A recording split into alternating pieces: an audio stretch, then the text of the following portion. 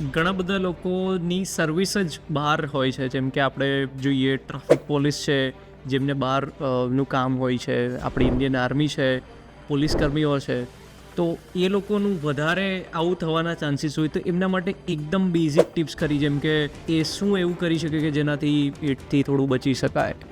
Fortunately આપણી બોડીમાં homeostasis છે. એનો મતલબ કે આપણે પોતાના શરીરને અમુક રીતે ટ્રેન કરી શકીએ છીએ.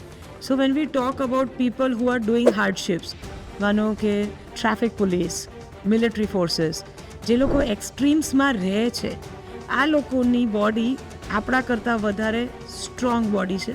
સો એમને આપણા જેવા સ્ટેન્ડર્ડ્સ નથી. જે લોકો 9 to 5 કરે છે, એ એક દિવસ પણ અગર 3 કલાક અત્યારે ઇન્ડિયન હીટમાં ફરી લીધું તો એને હીટ એક્ઝોશન થવાના 80-90% ચાન્સીસ છે, અગર એને વોટર ઇન્ટેક પ્રોપર નથી રાખ્યો, શેડ પ્રોપર નથી રાખ્યો તો.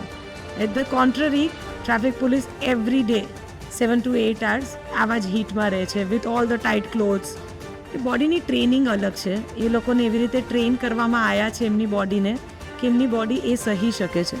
અંદરનું જે સિસ્ટમ છે આપણો, એને કૂલ ડાઉન કર્યા કરવા માટે વારંવાર પાણી અને ઇલેક્ટ્રોલાઇટ વોટર લયા કરું. લૂ લાગવામાં શુગર પણ બહુ ઓછું થઈ જાય છે, હાઇપોગ્લાયસીમિયા થાય છે, એટલે જે તમને વીકનેસ, ચક્કર લાગે છે તે એના લીધે લાગે છે. સો વોટર અને ઇલેક્ટ્રોલાઇટ બેલેન્સ આ ઇમ્પોર્ટન્ટ છે. અને જો તમે આવા ફિલ્ડ જોબ્સમાં છો જ્યાં તમે વધારે પ્રોન છો, it is more of your duty two provide that kind of hydration